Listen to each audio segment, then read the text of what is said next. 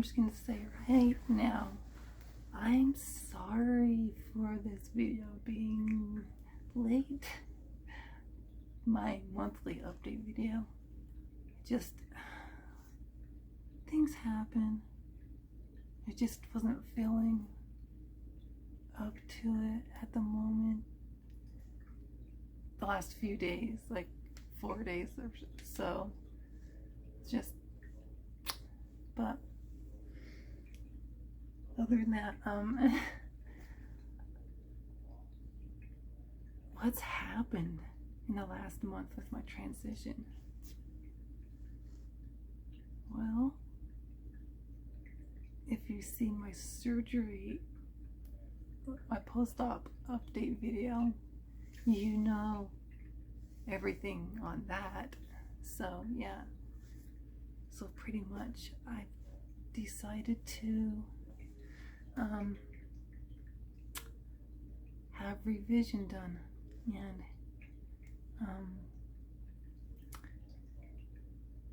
I did see the doctor.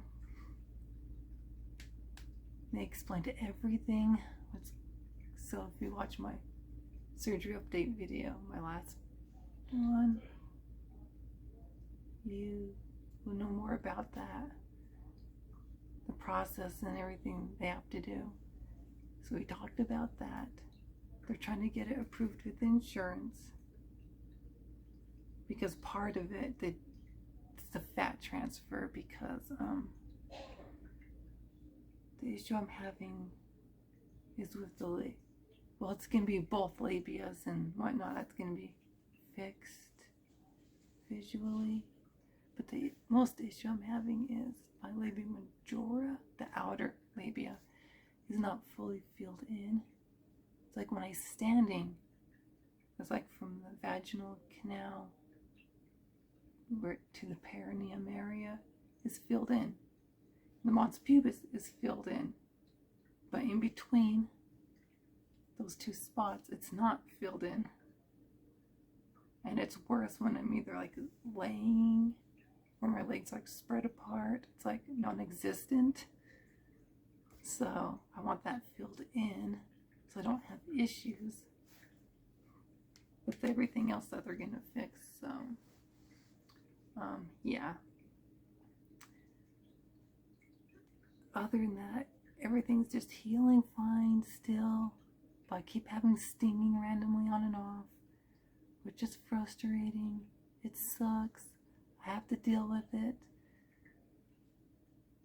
with the way Dr. Goodwin wants me to. He said put pressure on it.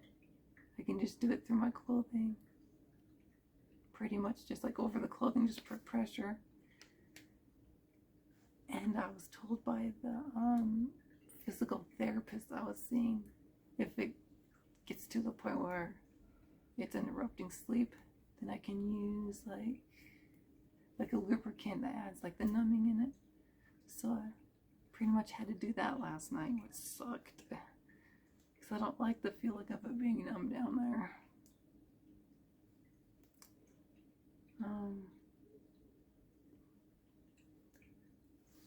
And last month when I got sick, it felt like my vaginal canal was more dry, which being sick can affect that, so that sucked. But it feels like the moisture, like the moistened skin is like, the moisture is there, which I was also feeling tight during that time when I was sick, and now it just feels like it's back to normal. So yeah, that's good. I hate when it takes time to recover from being sick, especially down there, because I find I've been having to use more lubricant when dilating because of it. But yeah, it's getting back to normal. So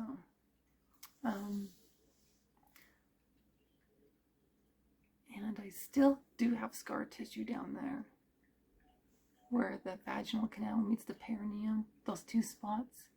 But it's kind of getting better. Just doesn't seem like it's going away quick enough.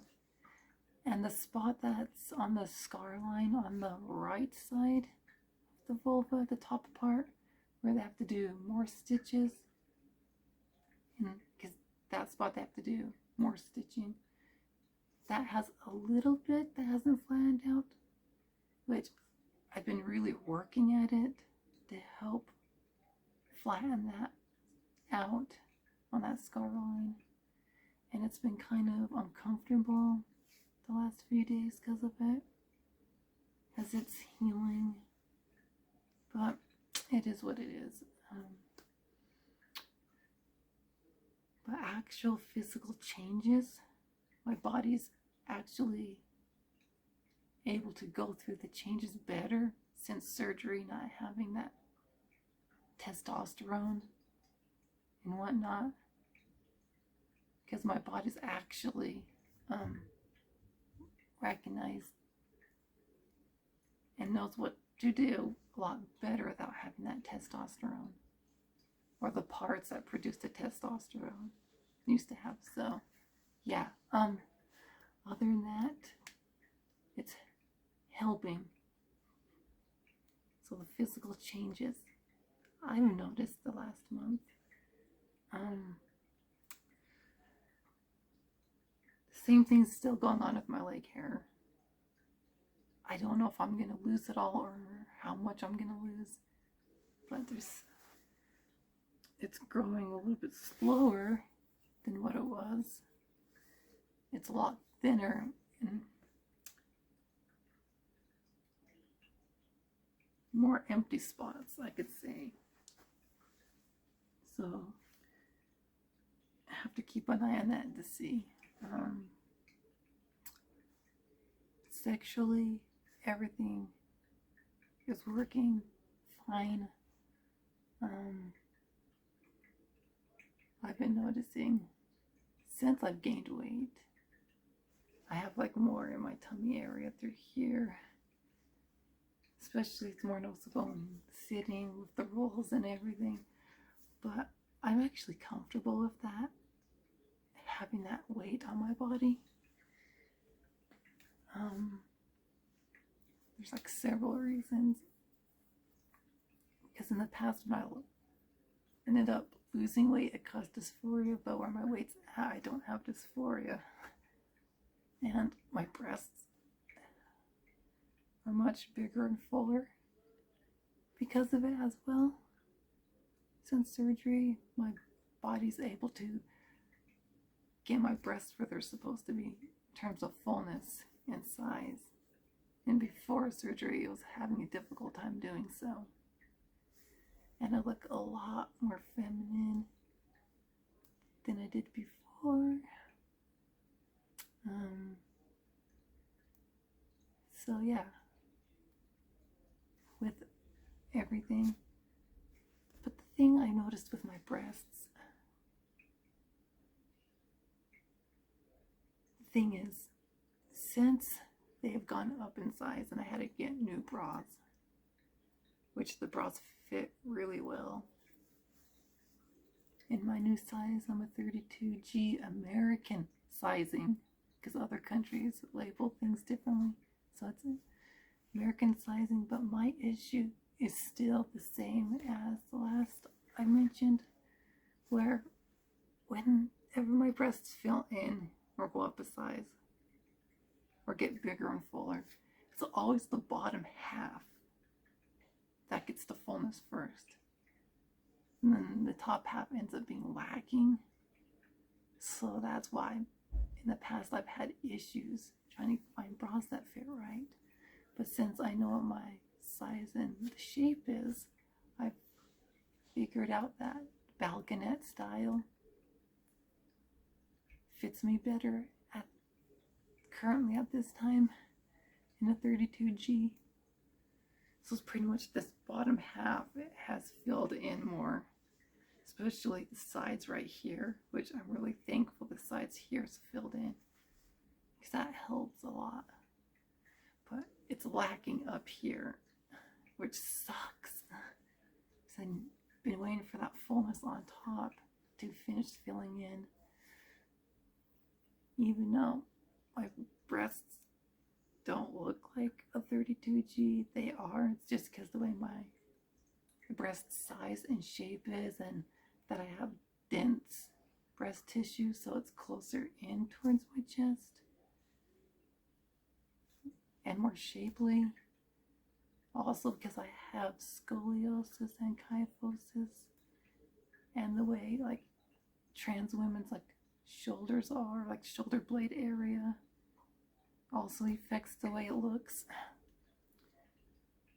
So all that comes into play. So yeah, the only thing I've really noticed that's changed with my face, which a lot of people say your bone structure in your face can't change.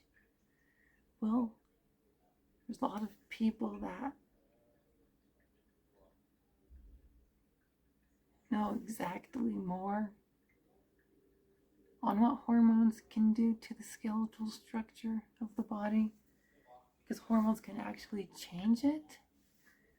Like the people who do forensic, like the art style, to get what the person would actually look like and how hormones affect the bone structure and whatnot.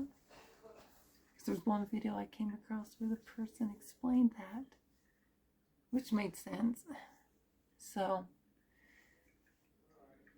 but on my face specifically, my chin, this part and this part feels like it's spread apart this way more. And not on the hormones, HRT, and I have middle-ranged hormones, this part sticks in more this way. The gap in between it right here.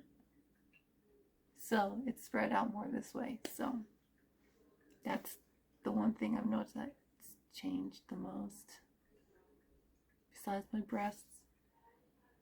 And this, through here, the bone structure over time I noticed has changed, but I noticed there's a little bit more fat through here.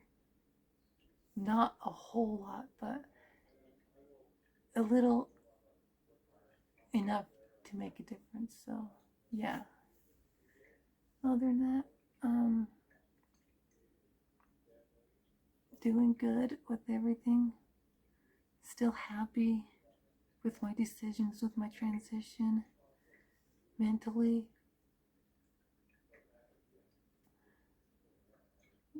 When I broke down with dysphoria, because my labia majora not being filled in, I've been doing stuff to help reconnect myself with my genitalia recently, and doing those things to reconnect with that body, to get that healing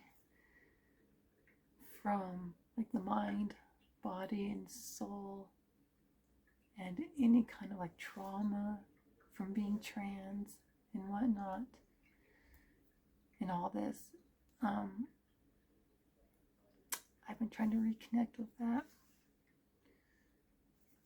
Mostly it's like kind of on like the magical, spiritual, tantric side of things, just to reconnect everything, mind, body, and soul, to help with my dysphoria, to help just to be happy even more, and to get my body just where I'm happy with it, and being happy with what I have currently the way it is really helping, because if I'm happy with it now, no matter what happens with the revision, I'll still be happy. Just to have that wonderful, happy connection is really hard for a lot of people. And it's been a struggle for me, but I'm getting there. So, yeah. Which there's a few more videos or like workshops and stuff surrounding that I'm planning on doing that I've come across. So it helps. So other than that, yeah, other than that, I'm doing the best I can with it all. And I just don't know how much longer I will have physical changes. That's not from gaining weight. So yeah, the last thing I've been noticing is the facial hair I still have through here, all the way up through here. It's down here and up through here. It doesn't matter if it's a brownie razor or not. This area, I have the hardest time getting it to shave this spot, which bugs me. And there's one spot right here that bugs me, the hair. So I'm just trying to decide when to start getting touch-ups on laser, like laser touch-ups on the hair, because that's something I need to finish doing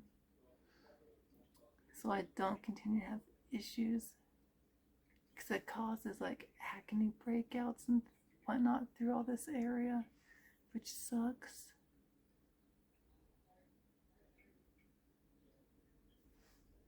So yeah, that's why you can see right there some acne from shave. Pretty much it happened from shaving. So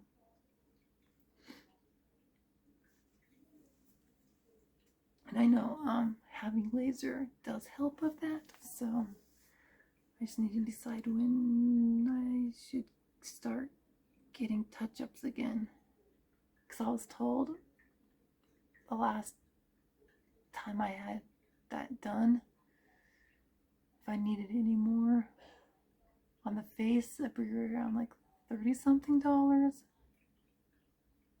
and the underarms would be $20, because I was getting my underarms done at that same time, which my underarm hair, since not being on bicalutamide anymore, it tends to come in a little bit quicker, instead of that time when like 5 months it was like non-existent, which was awesome. Well, what hair is left from having laser done in the underarms, it's about every month to every 2-3 weeks or so.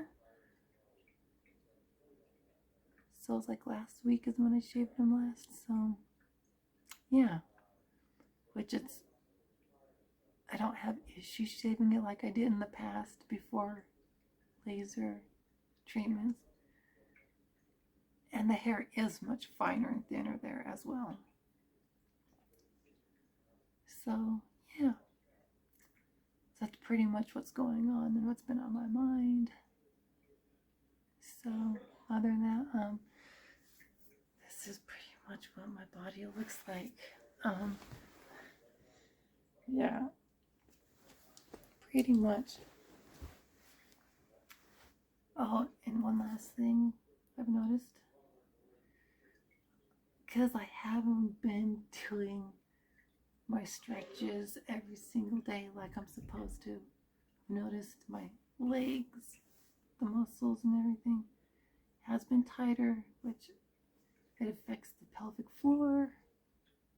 Seems a little bit tighter, which, because I have TMJ as well, that's affected on this side, the left side, which it affects the pelvic floor, which can affect the genitalia as well with all the tightness and whatnot.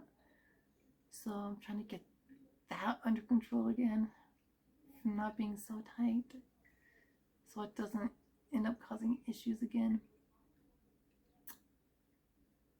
So I don't end up having urinary issues again, or spontaneous orgasm issues again. Because having those spontaneous orgasms sucked in so many ways. And not having them for like since February. Yeah, since February.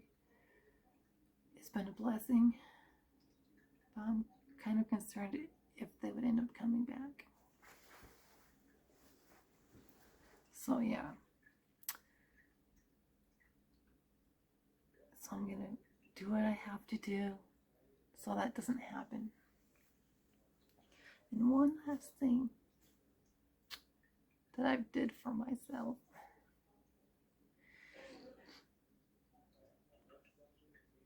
It was something I did for the first time since surgery. I slept the other day without any underwear on, without panties on or any other, just like down there. Just the night shirt that I've been using. And the way it felt, there's like no words to describe how it felt. It's just a lot more comfortable, a lot more happy with my body since having surgery. And I honestly, I can say I slept better. And I did it because I was thinking, because all that stinging and whatnot, if it would help with it, and or like other things like where the erectile tissue is down there, like the blood flow. Because I know sometimes when I move around, that erectile tissue that surrounds the urethra, if it gets pushed, I notice it pushes blood flow to the clitoral area, and I don't want that to end up causing an orgasm. But when I slept without underwear on, I didn't have that issue. And I slept much better and more comfortable. And it didn't cause any issues. So, yeah. Just wanted to share that. So, yeah. That's pretty much what I've done. What's happened. So, until my next video, please comment, rate, and subscribe. And it's my girlfriend's favorite part. She likes it when I do this. Till my next video, comment, rate, and subscribe. And until then,